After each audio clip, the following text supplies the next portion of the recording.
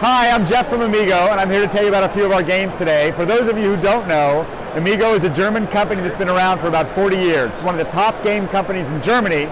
We launched here in the US a couple of years ago, so we're still getting caught up to them, but with your help, I think we can get there. I had the pleasure of going through Amigo's archive of more than 1,000 games and picking out the 30 games that I thought were right for the North American market. And I used 3 basic criteria that apply to most of our games. The first one is they have 5 rules or less.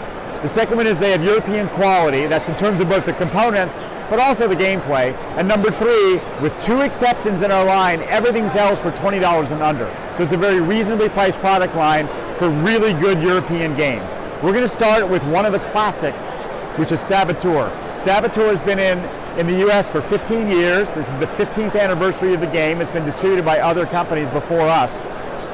And it starts as a card game. What we have done in honor of the 15th anniversary of Saboteur is to put together a board game version of it. It's the first ever board game version of Saboteur. The object of both games is to collect the most gold. You have to build a path that goes from a start space to mines. In the board game version, you actually get to play on teams, and you have a saboteur on your team. You don't know who that saboteur is, who is actively helping the other team. So part of the game is figuring out who it is that's the saboteur. Along the way, you'll collect gold. There's one of these mines is guarded by a dragon. You will have lots of opportunity to interact with the other players. But at the end of the game, the goal is to try and get the most gold. You'll play 2 rounds. You'll change identities, but you stay on the same team for both of those rounds. That's Saboteur, the Lost Mines, just launched this year. Super fun, also super fast. Most of our games play relatively quickly. This is a game you can play in about 30 minutes. It'll take you about 3 or 4 minutes to learn how to play.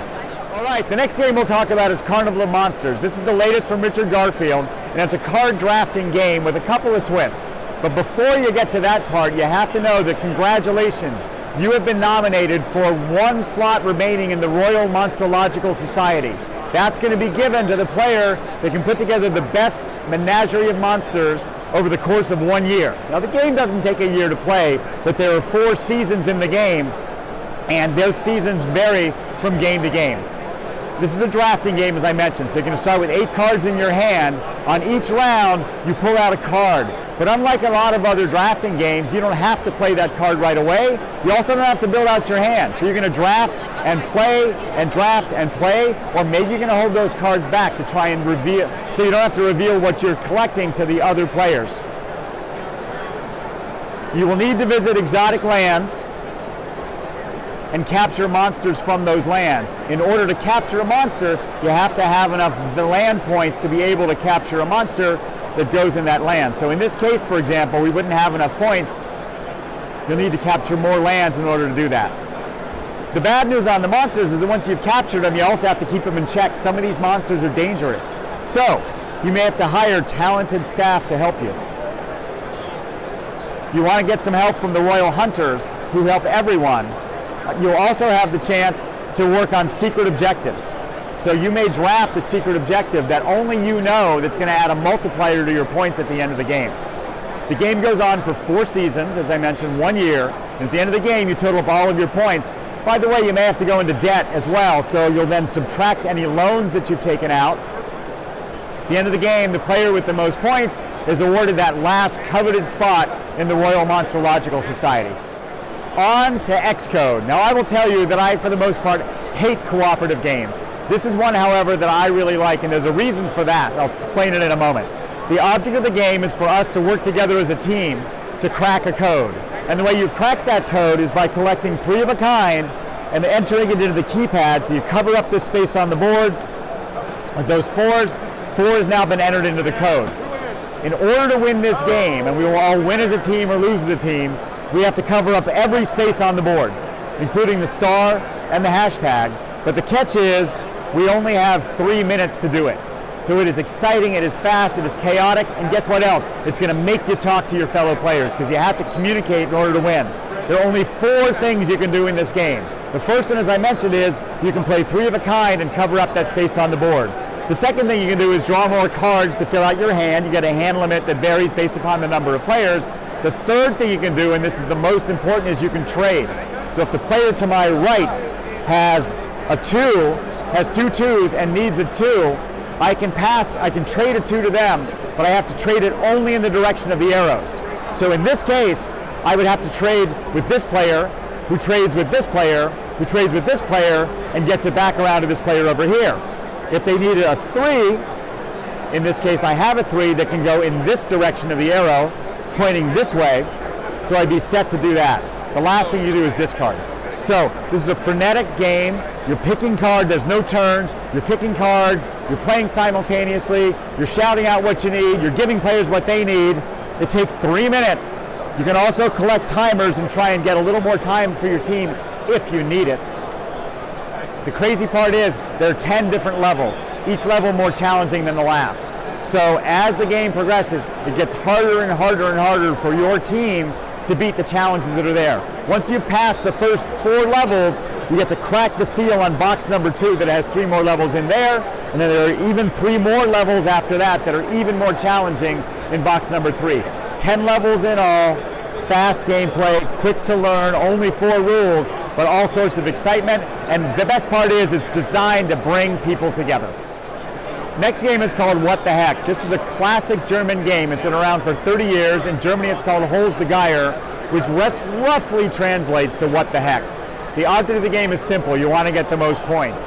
The way you collect points is by using the cards in your hand, and by the way, everybody has the same hand of cards to work with, to bid on cards that are in the center. The cards in your hand range from 1 to 15. The cards over here range from -5 to +10. So it's very simple gameplay. I'm going to flip over a card. You're then going to select a card from your hand and put it face down in front of you. When all the players have played, we flip over our cards and reveal them. If the card that is the card in the middle is a positive number, let's say it was a +10, whoever played the highest card gets to take that card. If it's a negative number, say it's a -5, whoever played the lowest card has to take that number. You don't want to take the negatives, so you don't want to play your low cards on these, but you have to manage your high cards and save your highest cards for the highest numbers in the decks, because you can only play each card once. There's one other little twist, and this is what makes the game special, and that is that if there's a tie, let's say the +10 is out there, and 3 players play their 15 and 1 player plays their 1, the tie cancels each other out, and the other card, the highest remaining card, wins the points. At the end of the game, you total up the pluses and the minuses. You see who has the most points. The player with the most points wins the game. This is all about interaction with the other players, guessing what the other players are thinking and what they'll play. And the other key thing is that after you've played a couple of times, you're going to have to change your strategy if you want to win again, because people will catch on to how you won the first couple times you played. Once again, it's called What the Heck. Hi, the next game we're going to talk about is Llama. Llama, as you can see, was nominated for a Spiele this year. We didn't win, but we were one of 3 games selected, which we think is a fantastic honor. And this is a wonderful, great playing game. The object of the game is simple. You want to have the lowest number of points. And the best way to do that is to play all of your cards. So if you can get rid of all of your cards, you'll score 0 points. However, if you're stuck with cards at the end, you will then have to take the number of points of the value of the card. So if I'm holding a 6 at the end of the game, I have 6 points.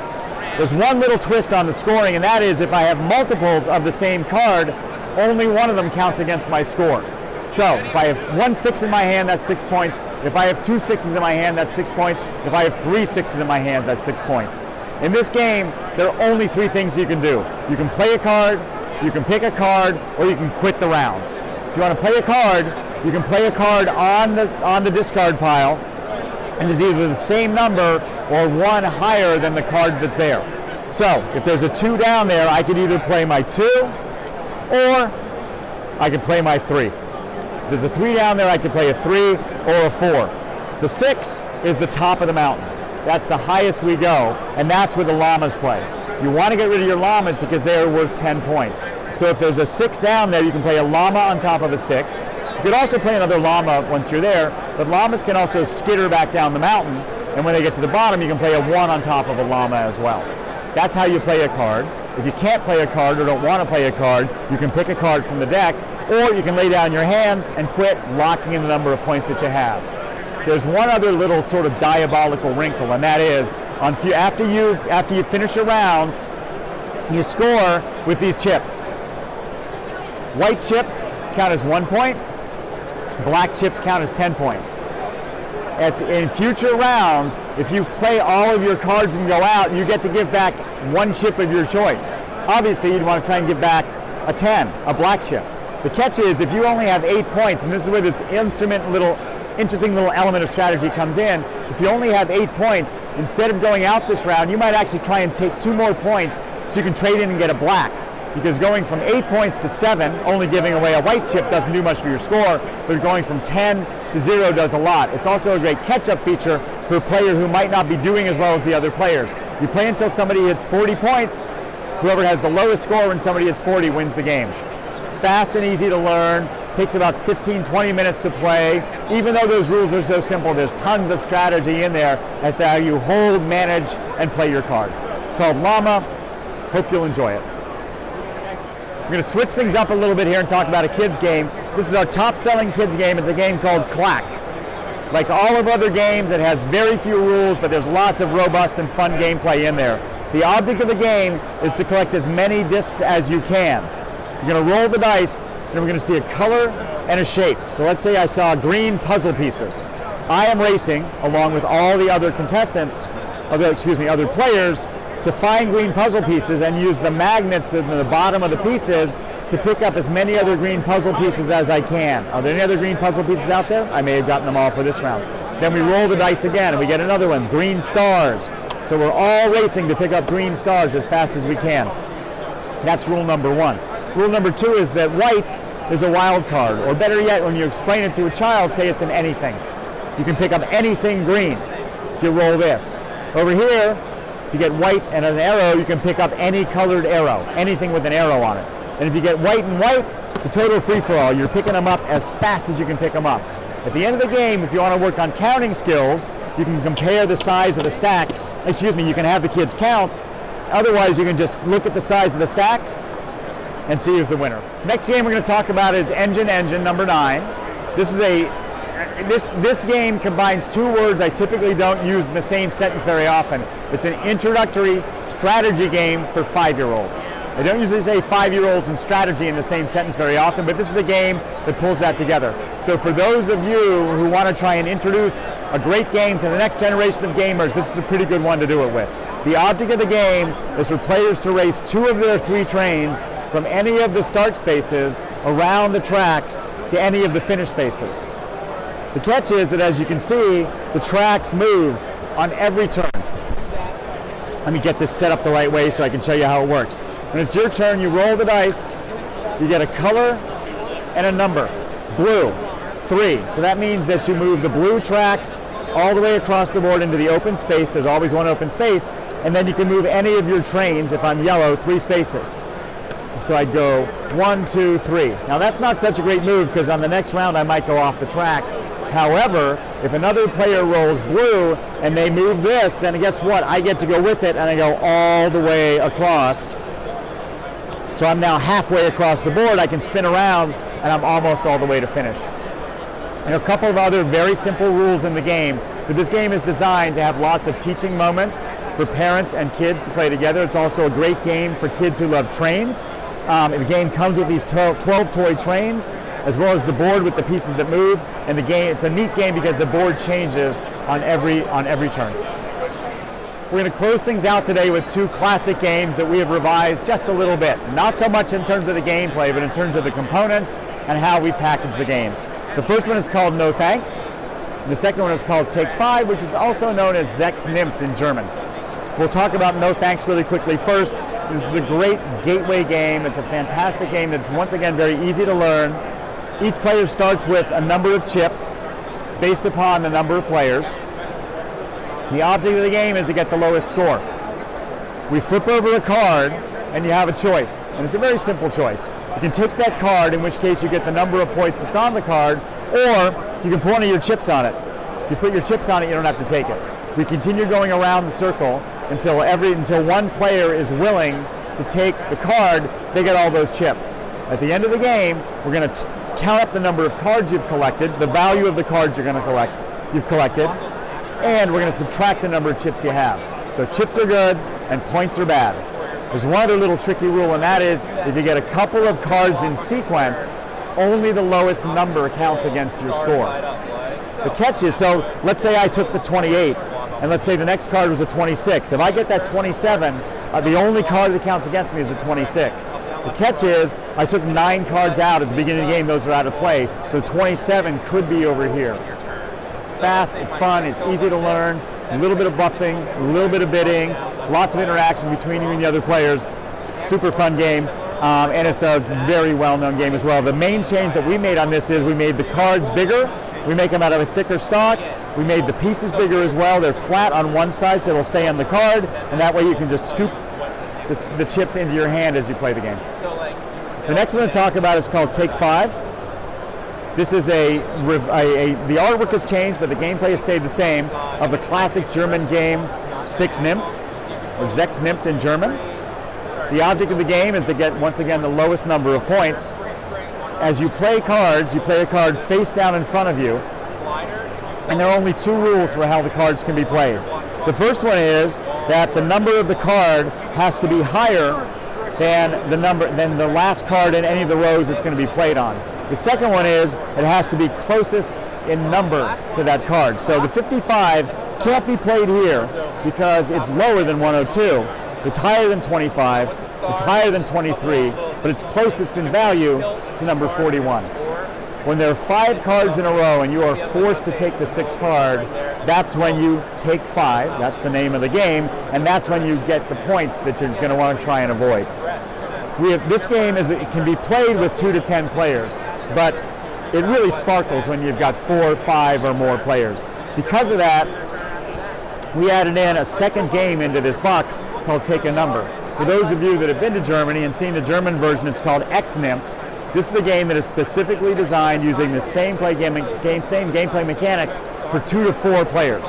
So you've got a game in here that covers your large groups and a game in here that covers your small groups. The differences here are we use the same basic gameplay mechanic, but the lengths of the rows vary. There are other ways to add cards back into your hand, so we've added a rule set that makes it ideal for a smaller number of players. We've also lowered the price from what it used to sell for with just Take 5 individually. Thanks so much for coming by the booth. Thanks for listening. Hope you can be with us here at PAX Unplugged next year, and we'll play some of these games, plus what we're bringing out for next year with you then. Again, this is Boardgame Brody. I hope you enjoyed this video. Stick around and check out some other board game reviews to see what you might want to get to the table.